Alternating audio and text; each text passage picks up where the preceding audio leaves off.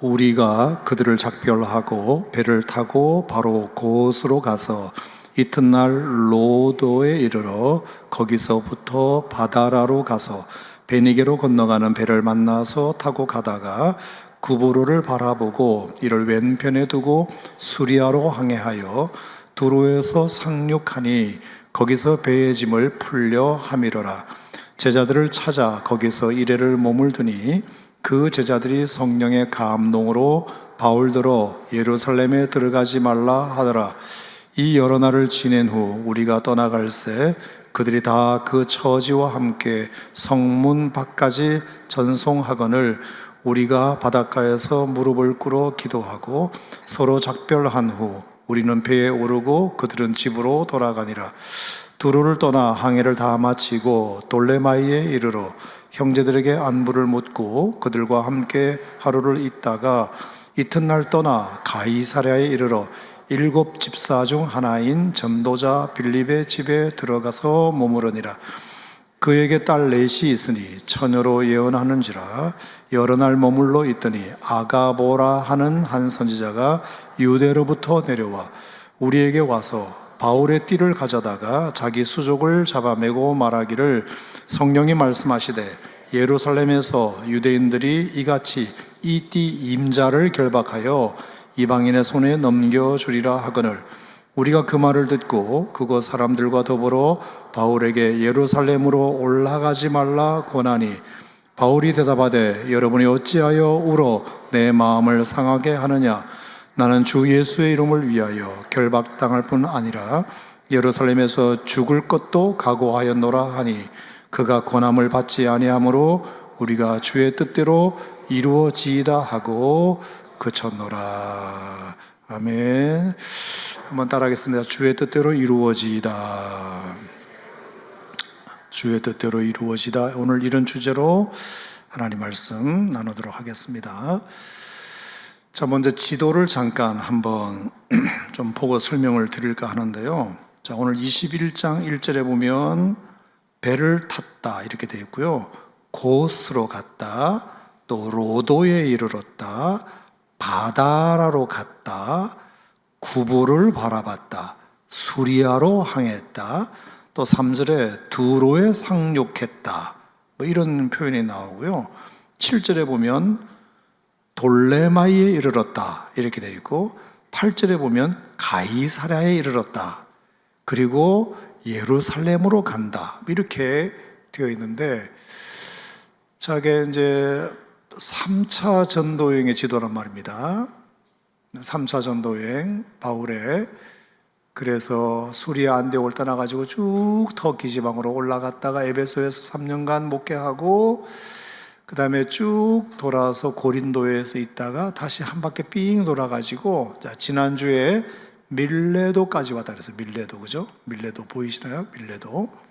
자, 그 밀레도에서 이제 에베소에 있는 장로님들을 초대해가지고 장로님들에게 마지막 고별 설교를 한 다음에 여정이에요. 그 다음에 밀레도에서, 자, 그래서 쭉 이렇게 보시면 이렇게 오는 여정이거든요.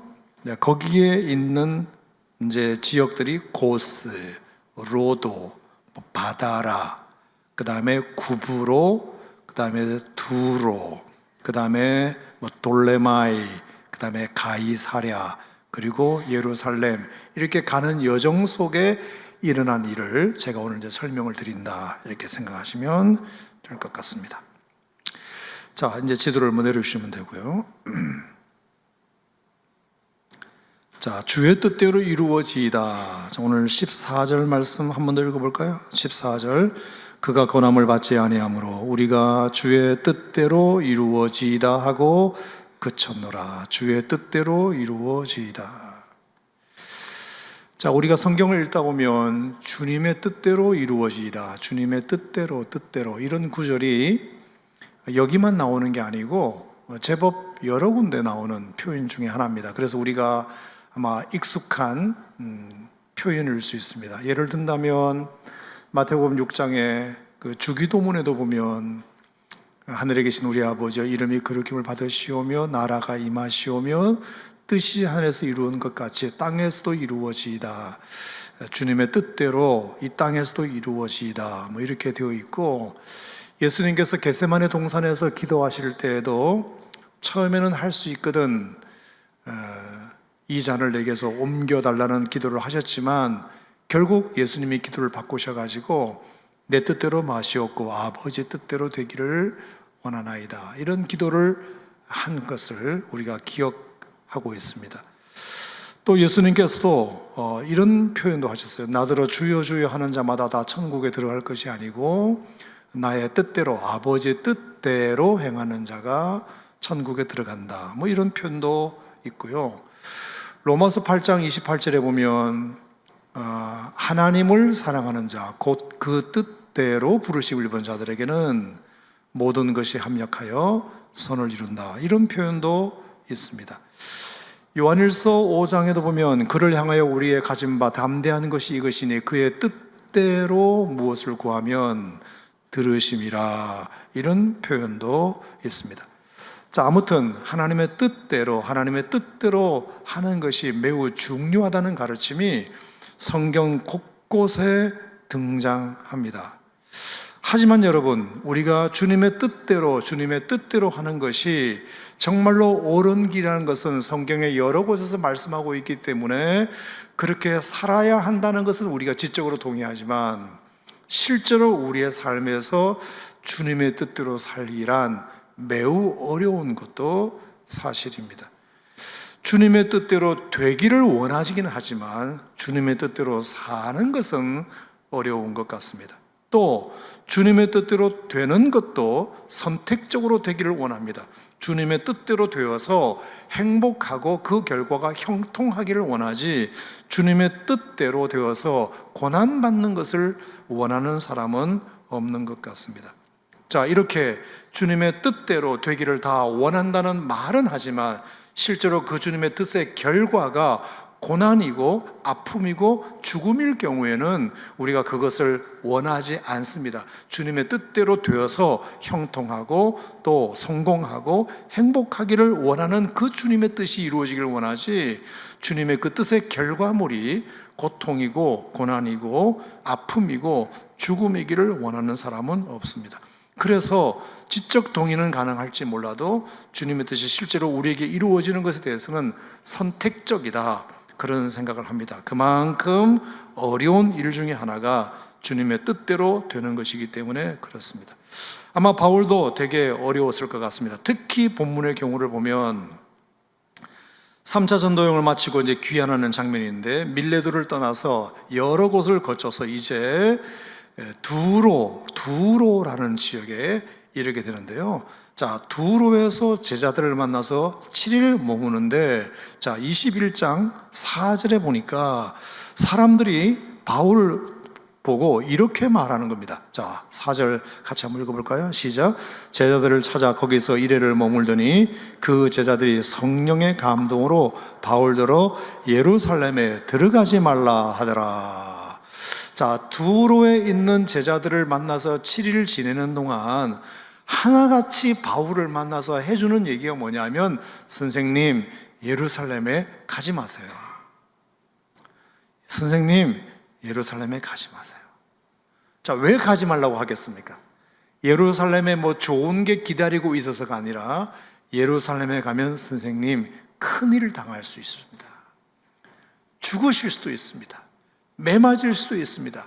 결박당하실 수 있습니다. 환난을 만나실 수 있습니다. 그러니까 선생님, 예루살렘에 가지 마세요. 들어가지 마세요. 이렇게 얘기를 했습니다.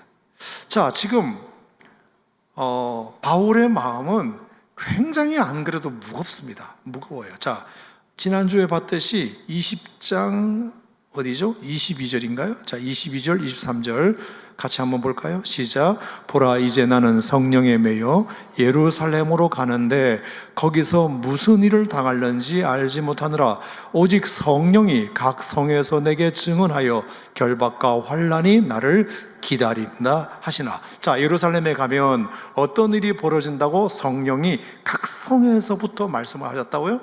결박과 환난이 나를 기다린다고 성령님이 말씀해 주셔서 그렇지 않아도 마음이 많이 무거운데, 하지만 하나님의 뜻이라고 생각하고 여기까지 왔는데, 안 그래도 마음이 무거운데 결심하고 왔지만 사람들이 성령의 감동으로 그냥 지나가는 말이 아니라 성령의 감동으로 그들도 말하는 겁니다.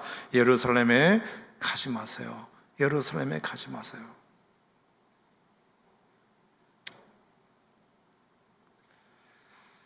자, 그렇게 사람들이 얘기하는데 바울이 그것을 뿌리치고 여러 날 지난 후 떠나와요.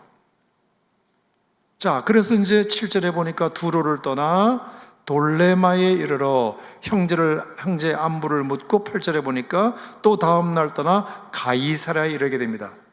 자, 가이사랴에 가서 보니까 전도자 빌립이라는 사람을 만나게 되는데 그 집에 이제 머물게 돼요. 자, 머물게 되었더니 10절에 보니까 여러 날 머물러 있더니 아가보라 하는 한 선지자가 유대로부터 내려온 거예요. 자, 유대라고 하는 말은 예루살렘입니다. 예루살렘에서 선지자 한 분이 빌립의 집으로 찾아온 겁니다. 찾아와서 무슨 얘기를 하는지, 자 11절 보세요. 우리에게 와서 하는 말이 뭐냐면, 바울의 띠를 가져다가, 바울의 띠라고 하는 것은 바울의 허리띠를 말해요. 허리띠. 바울의 허리띠를 이 사람이 달라고 하더니 자기 수족을 잡아매는 겁니다. 바울의 허리띠를 빌려다가 아가보 자신의 수족을 막 잡아매고 말하기를 성령이 말씀하셨다. 예루살렘에서 유대인들이 이같이 이 띠의 임자를 결박할 것이다. 이 띠의 임자가 누굽니까? 바울이잖아요. 바울의 허리띠를 빌려가지고 자기를 막 동여매더니 이 띠의 임자를 예루살렘에서 사람들이 이렇게 결박하게 될 것이다. 자, 그러니까 두로에서 만난 사람들도 예루살렘에 가지 마세요. 선생님, 안 가시는 것이 좋을 것 같아요. 거기 가면 큰일 납니다. 근데 그 말을 뿌리치고 돌레마이를 거쳐서 가이사랴에 와서 빌립 집사님 집에 머물렀는데, 예루살렘에서 선지자 한 사람이 오더니 이 사람이 바울을 보자마자 허리띠 빌려달라고 하더니 허리띠를 자기 몸에 칭칭 감더니 성령이 나에게 말씀하셨다. 예루살렘에 있는 사람들이 이 띠의 임자를 이렇게 동동동동 결박하게 될 것이다.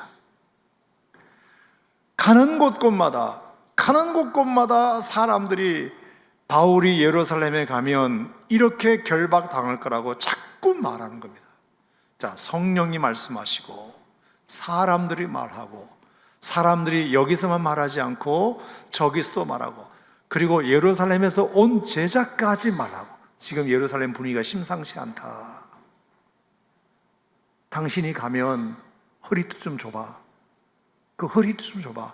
허리띠를 이렇게 내가 맸지, 이 띠 임자를 맨다고 성령님이 말씀하셨어요.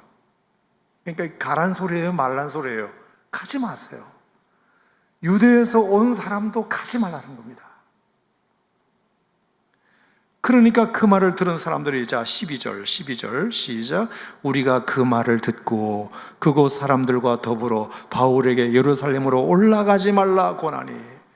그 보세요, 선생님, 우리가 올라가지 말라고 여러 번 말씀드렸잖아요. 아가보라는 선지자께서 예루살렘에서 오셔가지고 또 말씀하시잖아요. 왜 가려고 그러세요, 선생님? 우리가 한 번 더 말립니다. 우리 가지 맙시다. 자, 이런 상황이 지금 벌어졌습니다. 자, 이 정도 되면 아무리 강심장인 바울이라 하더라도 흔들릴 수 있다 없다? 있죠. 성령께서 그렇게 말씀하셔서 하셨지만, 그래도 주 예수께 받은 사명이 있으니까 나의 생명을 조금도 귀한 것으로 여기지 아니하노라 각오를 단단히 하고 이 흔들리는 마음을 붙들고 먼 길을 돌아 두로에 왔더니 사람들이, 선생님 왜 가려고 그러세요? 가지 마세요. 그 소리가 듣기 싫어가지고 또 돌레마이를 거쳐서 가이사랴에 왔더니 이제는 아가보라는 사람이 와가지고 허리띠 빌려달라고 하더니 이렇게 칭칭 감는 거 보셨죠? 당신이 이렇게 될 겁니다라고 또 말하니까 누가를 비롯한 제자들이 또 말리는 겁니다. 선생님, 이래도 가실 건가요? 이래도 가실 건가요?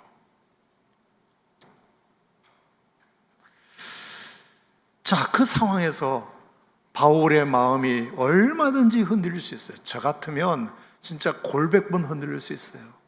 다른 핑계를 댈 수도 있어요. 자, 그런데 여러분 13절 바울이 그 말을 듣고 한 말을 우리 한번 들어봅시다. 자, 13절 다 같이 시작. 바울이 대답하되 여러분이 어찌하여 울어 내 마음을 상하게 하느냐. 나는 주 예수의 이름을 위하여 결박당할 뿐 아니라 예루살렘에서 죽을 것도 각오하였노라. 여러분 어떻게 생각하십니까? 신앙생활을 어떻게 생각하십니까? 청소년 여러분, 여러분들은 신앙생활을 어떻게 생각하시나요? 많은 사람들이 신앙생활을 하면 형통하다, 하나님이 내 기도를 들어서 성공할 수 있다, 예수의 이름을 목적 삼지 않고 소유격 도구로 삼아서 예수의 이름을 빌려서 뭔가 자기 꿈을 이루려고 하는 그 종교적 이유로 신앙생활을 하고자 하는 사람들이 여전히 많은, 이 우리의 잘못된 기대에 일침을 가하는, 절대로 우리가 예수 믿는 것이 좋은 결과, 성공적 미래, 형통한 우리의 삶을 보장하는 것이 아니다.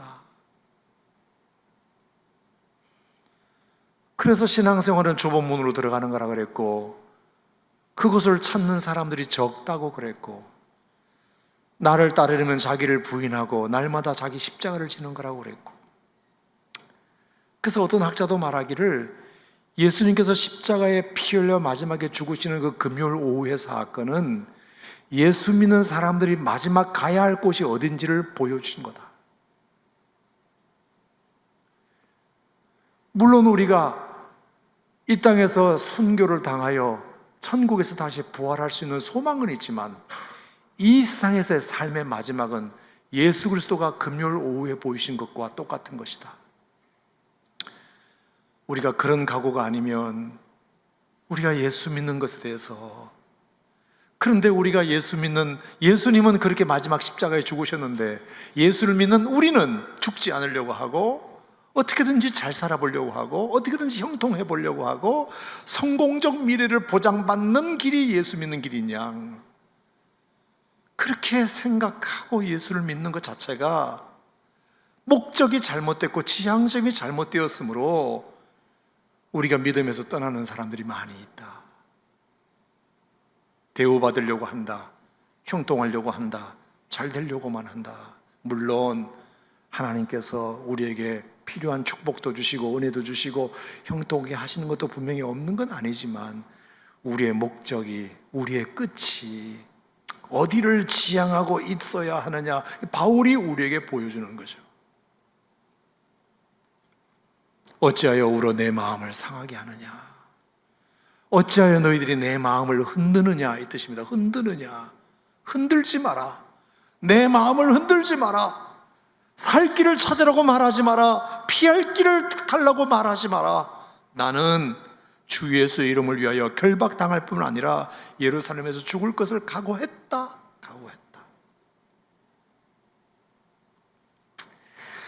여러분, 어떻게 바울이 이렇게 하나밖에 없는 목숨까지 담보하며 이렇게 뜯어 말리는데도, 사랑하는 사람들이 주변에서 이렇게 말리는데도 왜 굳이 예루살렘을 가려고 했을까?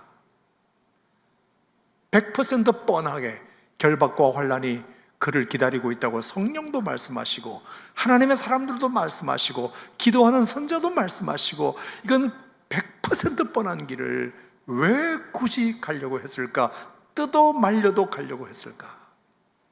여러분이 바울의 용기는 어디에서 비롯되었을까? 제가 이렇게 쭉 한번 생각해 본 것을 여러분과 간단히 나누고 오늘 말씀을 정리할까 하는데요.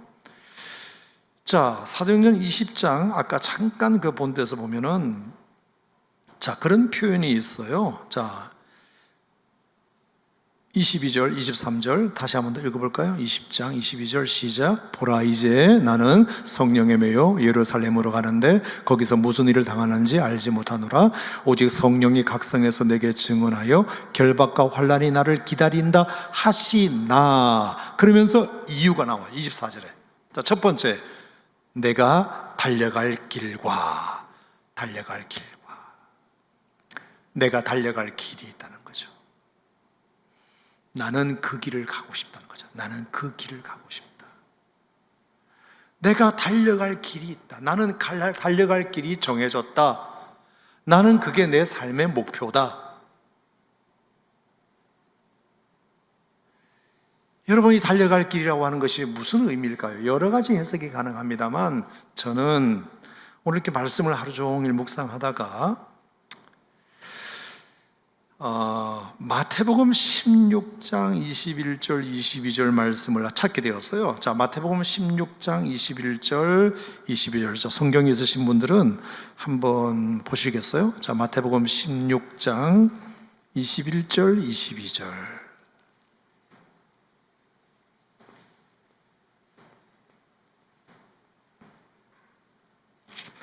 자, 마태복음 16장 21절 22절 보시면, 자, 내가 달려갈 길을 이렇게 정한 것 같아요. 바울은 나는 이렇게 갈 거야. 자, 마태복음 16장 21절 22절. 자, 다 같이 읽겠습니다. 시작. 이때로부터 예수 그리스도께서 자기가 예루살렘에 올라가 장로들과 대제사장들과 서기관들에게 많은 고난을 받고 죽임을 당하고 제3일에 살아나야 할 것을 제자들에게 비로소 나타내시니 베드로가 예수를 붙들고 항변하여 이르되 주여 그리 마옵소서 이 일이 결코 주께 미치지 아니하리이다. 자, 보세요. 예수님도 똑같이 예루살렘에 올라가서 장로와 대제사장들과 서기관들에게 많은 고난을 받고 죽임을 당할 것을 예수님이 아셨어요. 그렇죠? 바울이 예루살렘에 올라가면 환난과 결박이 기다린다는 것을 알았듯이 예수님도 그렇게 알면서도 가셨지 않냐. 베드로가 뜯어말렸습니다. 주여 가지 마옵소서. 자, 이런 상황에서 예수님이 뭐라고 결심을 하셨느냐 하면, 자, 누가복음 하나만 더 볼까요? 누가복음 9장. 자, 누가복음 9장 51절. 자, 누가복음 9장 51절. 조금 떨어져 있는 말씀이긴 한데, 자, 연결시켜서 읽으시면 돼요. 자, 누가복음 9장 51절. 자, 그렇게 뜯어말리는 제자들을 뿌리치고 예수님이 결심하신 것이 뭐냐? 누가복음 5장 21절입니다. 시작. 9장 51절 시작. 예수께서 승천하실 기약이 차감해 예루살렘을 향하여 올라가기로 굳게 결심하시고. 자, 바울이 믿는 예수님도 예루살렘에 올라가면 대제사장들과 서기관들과 유대의 지도자들이 예수님을 잡아서 죽일 생각을 하고 있다는 것을 알았기 때문에 베드로를 비롯한 제자들이 뜯어말렸지만 예수님은 어떤 길을 가셨다? 나는 간다. 그래도 나는 간다. 예루살렘을 향하여 올라가기로 굳게 결심하시고. 여러분, 그래서 예루살렘으로 예수님은 올라가셨다, 안 올라가셨다? 올라가셨다. 그리고 실제로 어떻게 되셨다? 거기서 십자가를 지셨다. 그리고 그 십자가를 지심으로 말미암아 여러분과 제가 다 구원받게 된 줄로 믿으시기 바랍니다. 바울이 내가 달려갈 길도 이 길이야. 오직 성령이 각성해서 증언하여 내게 결박과 환난이 기다린다고 하시나 주 예수께 나는 내가 달려갈 길과 내가 달려갈 길. 나 바울은 내 남은 인생 달려갈 길을 정했어. 그건 뭐냐? 예수님처럼 할 거야. 예수님도 예루살렘에 올라가면 환난과 결박이 기다린다고 하셨지만 제자들이 뜯어말렸지만 올라가셨잖아. 그 십자가에 죽으셨음으로 말미암아 온 인류가 구원받았잖아. 나도 그 길을 갈 거야. 그게 내가 달려갈 길이야. 여러분, 참 바울에게서 우리가 배울 수 있는 것들이 많이 있지만 자신의 달려갈 길을 예수님처럼 고난받아 그 고난의 그것이 나에게 죽음이라는 결과물로 도래된다 하더라도 나는 그 길을 가는 것이 내 달려갈 길이야. 그렇게 정했다는 것이 얼마나 놀라운지 모르겠어요. 이미 그렇게 정한 거예요. 바울은 그렇게 정한 겁니다. 내 달려갈 길은 그거니까, 예수님 따르는 길이니까. 그러니까 사람들이 말릴 수가 없어요. 선생님, 예루살렘에 가지 마세요. 아니야, 내가 달려갈 길은 정했어. 예수님도 뜯어 말렸지만 올라가셨지. 나도 너희들이 말려도 갈 거야. 여러분, 우리가 어떤 길을 정하느냐에 따라서 오늘 지금 내가 해야 할 행동이 결정됩니다. 내가 평안하고 형통한 길을 정하면 어떻게든지 나는 편안한 길로 가고 싶어. 좀 잘 되는 길로 가고 싶어. 그러면 오늘 내가 하는 행동도 정해져요. 그쪽으로 가겠죠. 어떻게든지 고생 안 하는 길로 선택하겠죠. 하지만 나는 이미 죽을 각오를 했고 예수님처럼 나는 다른 길을 정했기 때문에 나는 그 길을 갈 거야. 그러니까 지금 어떤 고난이 와도 두렵지 않는 겁니다. 사람들이 뜯어말려도 흔들리지 않는 겁니다. 여러분들은 믿음의 길을 어떻게 정하고 계십니까? 어떤 길을 걸어가고 싶으십니까? 어떤 길을 정하느냐에 따라서 여러분 지금의 행동이 결정됩니다. 바울을 통하여 여러분에게 교훈이 되셨으면 좋겠습니다. 아멘입니까, 여러분? 그 다음에 두 번째 뭐죠? 주 예수께 받은 사명. 두 번째는 주 예수께 받은 사명. 곧 은혜의 복음을 전하는 일을 마치면 하면은 내가 조금도 생명을 귀한 것을 여기지 않겠다. 첫 번째, 내 달려갈 길 때문에 그렇다. 내가 그걸 정했다. 나 정한 거니까 뜯어말리지 마. 아무리 기도하는 사람이 말려도, 아무리 아가보가 얘기를 해도, 아무리 사랑하는 자들이 말해도, 베드로는 예수님을 사랑하지 않아서 뜯어말렸나요? 예수님을 생각해서 한 말이지만 너희들이 나를 생각해 주는 건 고마워도 나는 내가 갈 길이 정해져 있어. 나 십자가 지는 것은 이미 정해진 거야. 근데 그 바울이 그것을 그대로 받아서 내 달려갈 길도 그래. 그러니까 사람들이 뜯어말려도 바울은 흔들리지 않는 겁니다. 길을 정해야 흔들리지 않지, 정해놓지 않으면 계속 흔들립니다. 그래, 그게 맞은지도 몰라. 기도하시는 분이 나한테 이렇게 자꾸 얘기하잖아. 사람들이 이렇게 많이 말하잖아. 여러분, 길을 정하시기 바랍니다. 길을 정하시기 바랍니다. 무엇이 정말로 내가 달려갈 길인지를 정해놓으면 오늘의 지금 내가 here and now에서 어떤 걸 선택해야 될지를 결정할 수 있습니다. 흔들리지 않습니다. 정해놓지 않으면 매일매일 갈대처럼 흔들리는 것이 우리의 삶이기 때문에 그렇습니다. 내가 죽기까지 주님을 위해서 충성하겠다. 그러면 흔들리지 않아요. 그리고 그것을 극복할 수 있는 능력을 갖게 됩니다. 그런데 아무것도 정해놓지 않으면 바람 따라 물결 따라 그냥 좋은 게 좋은 거라는 거로 계속 흔들려서 나중에는 내가 도대체 어떤 길로 왔는지 자기도 헷갈려요. 내가 달려갈 길과, 따라합시다. 내가 달려갈 길과. 그 다음에 두 번째가 뭐라 그랬죠? 주 예수께 받은 사명이에요. 사명. 자, 바울이 무슨 사명을 받았는가 제가 한번 조사 한번 해봤습니다. 자, 사도행전 22장을 가보겠습니다. 자, 사도행전 22장. 사도행전 22장에 가면, 자, 아그리빠 왕 앞에서 바울이 하는 고백 중에 하나, 이런 고백을 해요. 자, 이런 고백을 합니다. 자, 사도행전 22장 15절 말씀. 자, 먼저 10절을 읽겠습니다. 10절. 자, 10절. 22장 10절. 자, 22장 10절은 뭐냐면은 바울이 사울이었을 때 다메섹 도상에서 예수님을 만났잖아요. 예수님을 만났을 때 예수님으로부터 예수님께 질문한 것이 있어요. 두 가지 질문이에요. 자, 8절에 보면 주님 누구시니까, 이 질문이에요. 22장 8절에 주님 누구시니까, 이 질문을 했어요. 자, 10절에 보면 또 한 번 질문합니다. 뭐죠? 주님 무엇을 하리까, 이 질문이에요. 다메섹 도상에서 바울은 두 가지 질문을 예수님께 합니다. 주님 누구십니까? 이 질문이고 무엇을 하리까가 두 번째 질문이에요. 자, 그랬을 때 그가 하나님으로부터 받은 응답이 있습니다. 그게 응답이 뭐냐? 15절입니다. 15절 다 같이 읽을까요? 시작. 네가 그를 위하여 모든 사람 앞에서 네가 보고 들은 것에 대하여 증인이 되리라. 증인이 되리라. 주님, 제가 무엇을 하기 원하십니까? 라는 바울의 질문에 예수님께서 다메섹 도상에서 하신 말씀이 뭐냐? 네가 모든 사람 앞에서 네가 보고 들은 것에 대하여 증인이 될 것이다. 그게 네 사명이다. 내가 너에게 부여한 사명이다.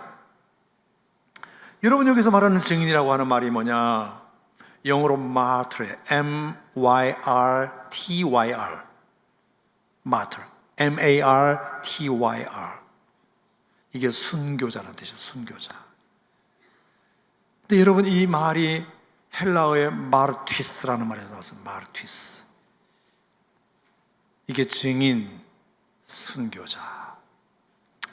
여러분, 증인이라는 말은 이퀄 순교자라는 뜻이에요. 예수 그리스도의 증인이 된다는 것은 예수님을 위해서 죽을 각오를 해야 된다는 뜻입니다. 그게 바울이 다메섹 도상에서 이미 받은 사명이라는 겁니다. 사명. 나는 예수님께서 내가 무엇을 할까요? 물었을 때 나보고 내 증인이 되라고 말씀하셨다. 순교하라고 말씀하셨다. 나는 그게 사명이다. 주 예수께 받은 사명이다. 예수님의 복음을 전하다가 나는 죽는 것이 내 사명으로 정해졌다. 그게 내 길이다. 그게 내 사명이다. 이 각오가 바울로 하여금 그렇게 예루살렘에 가지 말라고 뜯어 말림에도 불구하고 가게 된 힘이었던 것이에요. 여러분, 우리가 이 길을 정하지 않으면, 이 사명을 알지 못하면 사람들은 흔들리게 되어 있어요. 바울이 이렇게 흔들리지 않고 끝까지 그렇게 사람들이 뜯어 말려도 갔던 이유가 바로 그것이에요. 내가 달려갈 길, 예수님 따라가는 길. 내가 주께 받은 사명, 복음 전하다가 순교하는 것.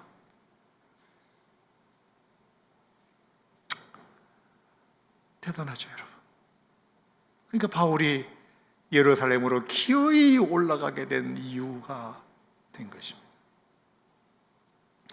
사랑하는 성도 여러분, 우리 모두가 다 이렇게 길을 정하고 사명을 정하는 것이 그래서 얼마나 중요한지 몰라요. 우리 모두가 다 바울처럼 예수님처럼 될 수는 없지만 내가 할 일이 분명하고 내가 가야 할 길이 어떤 길인지를 분명히 알면 절대로 흔들리지 않는다. 여러분들의 믿음의 길이, 여러분의 믿음의 길이 정말 흔들리지 않으려면 어떻게 해야 될지를 여러분 정하셨으면 좋겠어요. 얼마나 한국교회 성도들이 많이 흔들리는지 몰라요. 추풍 낙엽이야. 그냥 막 떨어져. 바람 앞에 등불이야. 얼마나 많이 흔들리는지 몰라요. 유혹 앞에서 흔들리고, 고난 앞에서 흔들리고, 꼬드기면 흔들리고, 이단 앞에서 흔들리고, 정말로 많이 흔들려요. 길을 정하지 않았기 때문이에요. 사명이 뭔지를 몰랐기 때문이에요. 내가 달려갈 길과 주 예수께 받은 사명, 하나님의 은혜의 복음을 증언하는 일을 마치려 하면은 나의 생명을 조금도 귀한 것으로 여기지 아니하리라. 이런 각오와 결단이 있었기 때문에 주변 사람들이 해주는 말도, 생각해서 해주는 말이랄지라도 흔들리지 않을 수 있었던 것입니다. 주여, 나에게 내 달려갈 길과 주 예수께 받은 사명이 무엇인지를 아는 지혜를 허락하여 주시옵소서. 여러분, 이것이 여러분의 기도 제목이 되기를 주 이름으로 축원합니다. 자, 그런 가운데서 바울에게 이것이 좀 도움이 되게 만들었던, 자, 이 사명을 다시 한번 불끈 질 수 있는 어떤 도움이 된 어떤 경험이 저는 또 하나 보여서 이 말씀을 잠깐 마치려고 합니다. 자, 사도행전 21장으로 다시 한번 가보겠습니다. 자, 사도행전 21장을 가보시면, 자, 그가 이제 밀레도를 떠나서 고스로 갔다가 로도로 갔다가 바다로로 갔다가 베니게로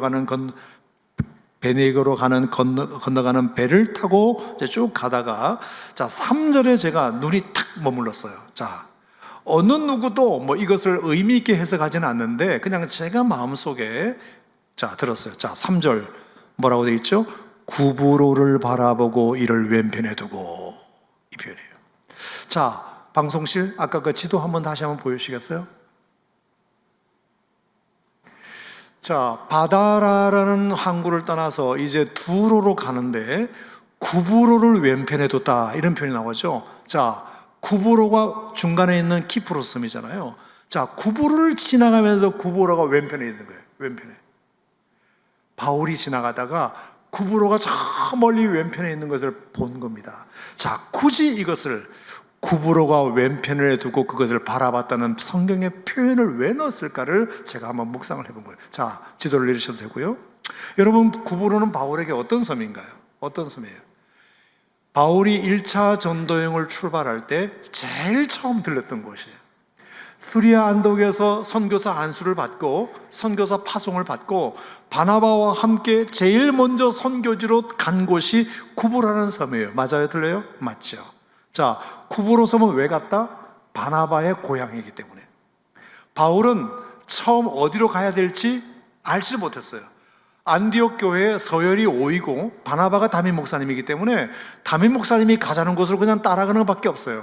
그래서 담임 목사님이신 바나바가 구부로 가면 좋겠다, 이 좋은 복음을 내 고향 사람들에게 먼저 전해주고 싶어. 그래서 바나바를 따라갔을 뿐이에요. 구부로에 가고 싶어 간 게 아닙니다. 근데 거기에서 누구를 만나느냐? 바보라는 동네에 가서 서기오 바울이라는 사람을 만나요. 그 서기오 바울이라는 사람을 만나가지고 복음을 전하는데 엘루마라는 사람이 자꾸 방해를 하니까 바울의 기도로 그 사람을 소경되게 만들어버렸어요.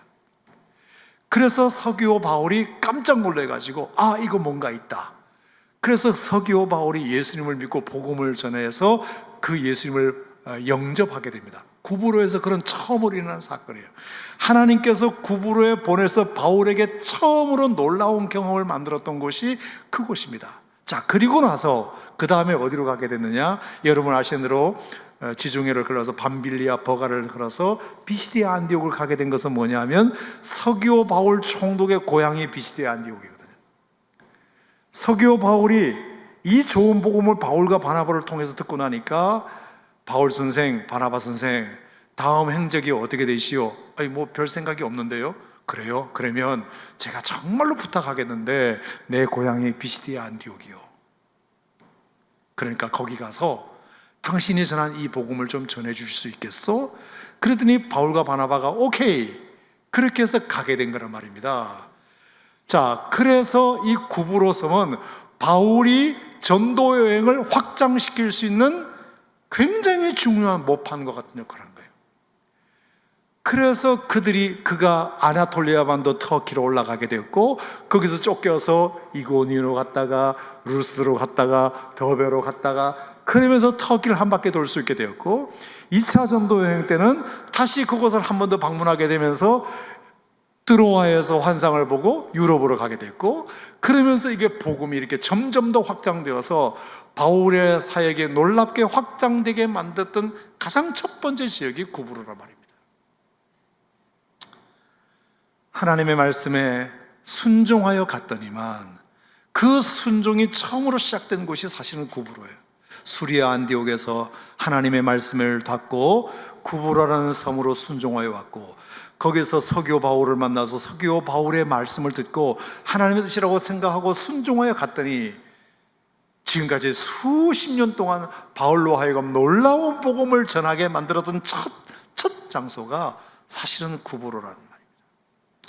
그 구부로라는 섬을 왼쪽으로 끼고 이렇게 쭉 도는데 옛날 생각이 나는 겁니다. 아, 저 구부로 섬이 오늘날 내가 이렇게 위대한 전도자로 만들게 된 첫 번째 정말로 사인을 주셨던 곳이다. 하나님의 음성에 우리가 민감하게 순종하면 하나님께서 이렇게 놀라운 가치 있는 일들을 하나님께서 나에게 해주셨지.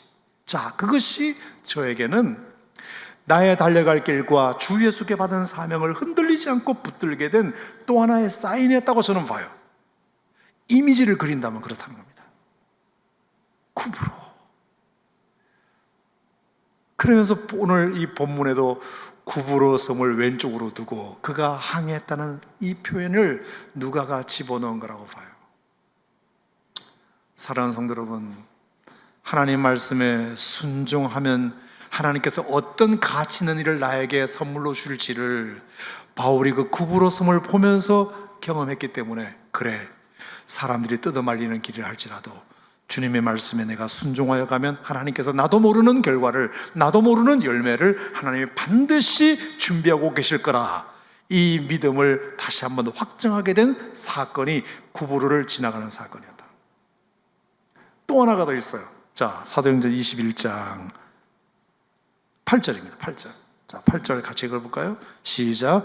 이튿날 떠나 가이사랴에 이르러 7 집사 중 하나인 전도자 빌립의 집에 들어가서 머무르니라. 자, 여기 빌립의 집에 들어갔다는 표현이 나와요. 자, 빌립은 어떤 사람이에요? 7 집사님 중에 한 명입니다. 여러분, 7 집사님 중에 한 명, 예루살렘 교회 7 집사님 중에 한 명이에요. 그 중에 스데반 집사님도 있었죠. 이 빌립이 얼마나 반가웠을까요? 바울에게 있어서. 왜 그런 줄 아세요? 빌립은 스데반 집사님과 같이 안수받은 사람이에요. 7명 안수 집사로 받을 때 안수 집사 동기예요.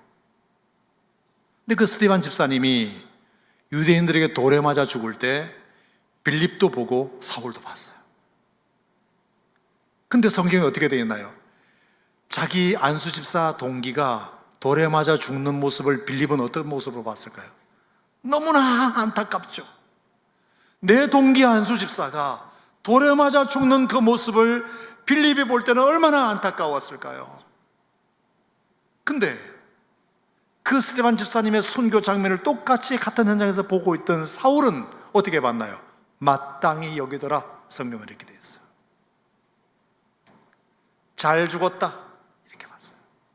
같은 현장에서 스데반 집사가 돌에 맞아 죽을 때 동기였던 빌립 집사는 너무나 안타깝게 보았고, 똑같은 장면을 본 사울은 마땅히 여기더라, 이렇게 잘 죽었다. 그 두 사람이 만난 겁니다. 빌립과 바울이 만났어요. 할 얘기 얼마나 많았겠습니까? 스데반 집사님 얘기로부터 시작해서 그랬던 내가 이렇게 오늘날 전도자가 되어서 이제 함께 빌립과 동역자가 되어서 같이 만났으니 얼마나 밤새워 할 이야기가 많았겠습니까? 저는 분명히 성경에 없지만 이런 대화를 나눴을 거라 생각합니다. 빌립 선생, 나 지금 어디로 가는지 당신도 알지요? 나 지금 예루살렘으로 갈 겁니다. 근데 예루살렘에 가는데 성령께서 각 성마다 나에게 결박과 환난이 나를 기다린다고 하셨어요. 그리고 방금 들렸던 두로에서도 사람들이 나보고 예루살렘으로 가지 말래요. 빌립 선생, 나도 죽음이 두렵지 왜 두렵지 않겠어? 하지만 빌립 선생, 나 어떻게 하면 좋겠어? 나도 두렵소. 내 마음을 좀 붙잡아 주시오. 좋은 얘기 좀 해주시오. 그래서 그 빌립 집사의 간증 중에 하나가, 위대한 간증이 하나 있어요. 자, 빌립이 사마리아 땅에서 복음을 막 전했잖아요. 얼마나 많은 복음을 전했는지, 그래서 사도행전 8장에 보면 그 성에 큰 기쁨이 있었더라. 빌립 집사님이 사마리아에서 복음을 전하는데 얼마나 많은 복음의 영향력이 컸는지 몰라요. 그런데 갑자기 성령께서 빌립을 뽑아가지고 예루살렘에서 에디오피아로 내려가는데 그 가사라는 지역에 지금 급하게 네가 가야 할 곳이 있다. 사도행전 8장 얘기예요. 그러니까 빌립으로서는 되게 의아한 겁니다. 사마리아 지역에서 이렇게 복음이 지금 영향력이 드러나고 있는데 왜 성령께서 나를 엉뚱한 곳으로 보내시나 너무나 궁금했어요. 150km 정도 되거든요. 가보니까 광야야. 아무도 없는 곳이야. 근데 하나님께서 빌립이 순종하여 성령의 뜻을 따라 갔더니 거기서 누구를 만나느냐? 에디오피아에서 온 간닥의 국고를 맡은 여왕의 국고를 맡은 내시를 만나게 돼요. 거기서 내시 알죠? 상감마마 이런 내시 있잖아요. 내시. 그 내시를 만나게 돼요. 그 내시가 그 1500km나 되는 엄청난 먼 에티오피아에서 성경 하나 들고 두루마리 하나 들고 예루살렘에 왔다가 돌아가는 길에 이사야를 읽는데 도무지 이 말이 무슨 말인지를 몰라서 그 덜컹거리는 마차에서 읽고 가는데 빌립을 딱 만난 거죠. 그래서 당신이 무엇을 읽고 있습니까? 예, 이사야를 읽고 있는데 이 이사야가 무슨 얘기인지를 내가 도저히 알 수가 없습니다. 근데 빌립이 그 말씀을 보고 이사야에 있는 내용을 풀어줍니다.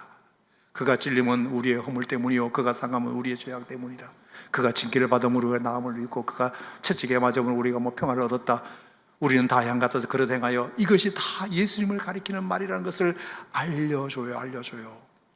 그랬더니 이 내시가 너무나 감격스러워서 예수 그리스도를 그 자리에서 구원 영접하고 그래서 물 있는 곳을 찾아서 침례를 베푼 사건, 그래서 에티오피아의 선교의 효시가 된 사건, 여러분 잘 아시잖아요. 아프리카의 최초의 선교사가 되게 만든 그 사건이 빌립이 사마리아에 있다가 에티오피아로 돌아가는 그 내시에게 가라고 하나님께서 말씀하실 때 순종함으로 말미암아 얻게 된 놀라운 열매, 그 열매를 빌립과 바울이 만나서 하는데 얘기했을까 안 했을까? 자, 했다고 해주시기 바랍니다. 했지요. 바울 선생, 나에게도 그런 간증이 있지 않소. 나도 이해가 되지 않았지만 성령의 음성에 민감하게 순종하여 갔더니 하나님께서 나에게 저 아프리카의 선교사의 효시를 만드는, 아프리카에도 복음을 전하는 이런 놀라운 일을 하나님이 준비하고 있다는 사실을 나는 경험했지 않소. 내가 중보해 드릴 테니까 예루살렘에 올라가시오. 다른 사람들이 반대해도 나는 찬성이요. 환난과 핍박이 여러분 당신을 기다리고 있다고 하지만 분명히 하나님의 선하신 뜻이 있으실 테니까 올라가시오. 배를 타고 오면서 구부로를 옆으로 보면서, 그래, 내가 하나님 말씀에 순종했더니 이렇게 수십 년 동안 하나님께서 많은 열매를 맺게 하셨지. 빌립사를 만나서 또 간증을 들으니 바울 선생 힘들고 어렵겠지만 나도 그런 간증이 있지 않소. 하나님 말씀에 순종하면 하나님께서 반드시 당신을 통해서 역사하실 것이 있으실 것이요. 그 믿음의 교제가 바울에게 그렇게 힘이 되었다고 생각해요. 그러니까 주변에 있는 사람들이 뜯어 말려도 이미 내달려갈 길과 주 예수께 받은 사명이 있고, 구보를 지나가면서 느꼈던 경험도 있고, 빌립보 선생을 통해서 듣게 된 간증도 있고, 그러니까 오늘 13절에 나와 있는 대로 왜 나를 흔드느냐, 너희들이 아무리 나를 뜯어 말려도 나는 주 예수의 이름을 위하여 결박당할 뿐만 아니라 예루살렘에서 죽을 것도 각오하였노라. 이렇게 말할 수 있었다고 저는 생각합니다. 여러분, 성도 여러분, 저는 믿음이 많은 교제, 목장의 교제든 아니면 여러분 친한 사람끼리의 교제든 간에 믿음의 길을 잘 북돋을 수 있는 그런 교제가 있기를 바랍니다. 바라요. 흔들리려고 할 때 그래, 하나님이 뭘 알아주시겠어, 편한 길로 가, 편하게 믿어, 이게 아니라 우리가 믿음의 길을 갈 수 있도록 북돋아주는 그런 교제가 사실은 우리에게 가장 좋은 교제잖아요. 자, 다음 주도 설명드리겠지만 그렇게 해서 바울이 예루살렘으로 올라가게 됐고, 비록 환난과 결박이 기다리고 있었지만 그가 압송되어 로마로 가게 되었고, 그 로마에서 그토록 기다렸던 그 로마의 복음을 전하는 하나님께서 놀라운 계획을 준비하고 계시다는 것을 여러분 우리가 다 알고 있어요. 자, 오늘의 결론은 주님의 뜻에 대하여 우리가 흔들리지 말고 나의 달려갈 길과 주 예수께 받은 사명을 주님께서 내게 주신 사명으로 알고 뜻으로 알고, 사람들이 나를 걱정해서 해주는 말은 고맙지만 내가 하나님 앞에 분명히 정한 길이 있고 내가 받은 사명이 있으면 절대로 흔들리지 않고 그 길을 갈 수 있다.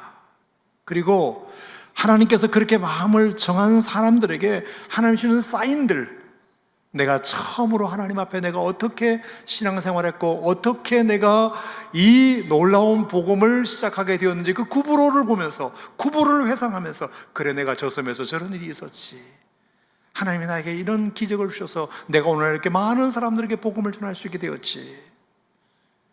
그 빌립의 간증을 들으면서 다시 한번 용기를 얻고, 그렇게 믿음의 길을 뚜벅뚜벅 간 까닭에 바울은 마지막 그토록 꿈에 기다리던 그리던 로마에 가서 복음을 전하고 그 로마에 기독교를 심는, 그래서 그 로마로부터 유럽이 복음화되고, 그래서 미국이 복음화되고, 오늘날 한국에까지 복음이 전해지는 이 복음의 길을 터는 이 역사를 하게 되었다. 사랑하는 성도 여러분, 우리가 바울처럼 모두가 다 죽을 수는 없지만 바울이 선택하니 나의 달려갈 길과 주 예수께 받은 사명, 하나님의 은혜의 복음을 전하는 일을 마치려 하면은 나의 생명을 조금도 귀한 것으로 여기지 아니하노라. 절대로 평안한 길, 절대로 형통하는 길, 절대로 내가 잘 되는 길이 나의 달려갈 길이 아니라, 예수님께서 많은 사역을 하신 다음에 마지막 그의 모습이 십자가에 죽는 길이고, 그 금요일 오후의 사건이 오늘 예수 믿는 사람들이 마지막 가는 길이라고 우리에게 가르쳐 주셨던 것처럼, 우리에게도 그런 각오가 있을 때 우리 믿음이 흔들리지 않지, 우리의 목표 자체가, 우리가 가는 목적지 자체가 편한 길로만 정해놓으면, 내가 어떻게든지 자꾸 편한 길로만 가려고 하다 보면 사명도 잃어버리고 순종의 삶도 살지 못하고 조금의 고난에도 두려워하고 흔들리고 포기하게 되고,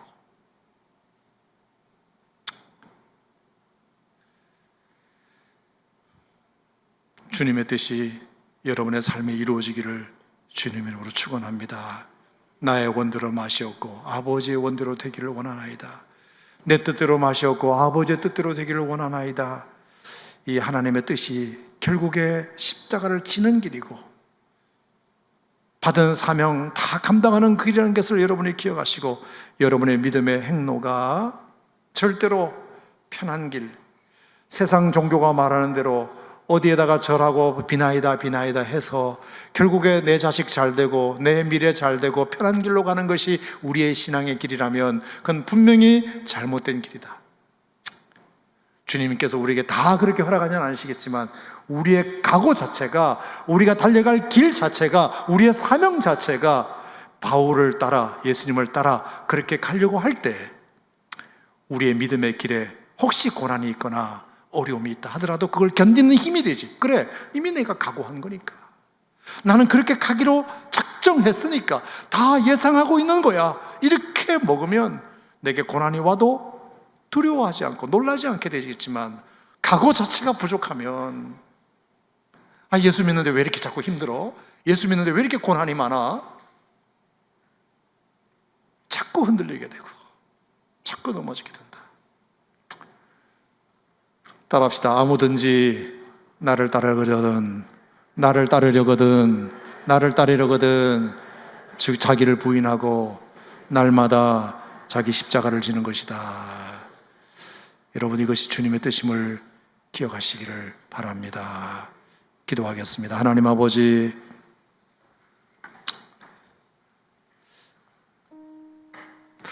오늘 저의 설교가 우리 성도들에게 어떤 영향력이 있는지는 잘 모르겠어요. 얼마나 이것이 마음에 와닿는지는 모르겠습니다만, 분명한 것 한 가지, 우리가 길을 잘못 정하면 편한 길, 형통한 길, 잘 되는 길, 복 받는 길, 세상에서 출세하는 길, 그것을 위해서 내가 예수 믿는 것을 도구로 삼는다면 얼마든지 흔들릴 수 있어요. 유혹에 넘어갈 수 있고 더 좋은 길 찾아서 떠날 수 있고. 하지만 바울처럼 나의 달려갈 길을 예수님 가신 길로 정해놓으면, 나에게 그런 기회가 허락될지는 모르겠으나 나의 달려갈 길을 그렇게 정해놓으면 내게 고난이 있는 거 당연한 거야. 내게 어려움이 있는 것도 당연한 거야. 내가 사람들로부터 핍박당하고 조롱당하는 거 당연한 거야. 내가 미움받는 거 당연한 거야. 이미 나는 그렇게 정했어. 그게 예수님 가신 길이야. 여러분, 우리가 어떤 길을 나의 달려갈 길로 정하는 것이 좋을까요? 그것은 바울의 간 길, 예수님이 가신 그 길, 우리가 그 길을 정하는 것이 우리의 신앙생활의 어려움과 고난과 실패와 역경을 이기는 힘이 될 줄로 믿습니다. 그렇게 순종하여 가는 길에 하나님이 보상해 줄 겁니다. 분명히 가치 있는 길이 되게 하실 겁니다. 그리고 분명히 하나님이 준비해 놓으신 아름다운 열매를 허락하실 줄 믿습니다. 주여, 오늘 우리 모두가 다 목회자가 선교사가 될 수는 없으나 그래도 우리의 신앙의 삶이 마태복음 16장에 나와 있는 말씀처럼 자기를 부인하고 날마다 십자가를 지는 것이 주님을 따르는 길임을 우리가 각오하고 결단하고 신앙생활을 할 수 있는 저희들 되게 하여 주시옵소서. 예수님 이름으로 기도합니다.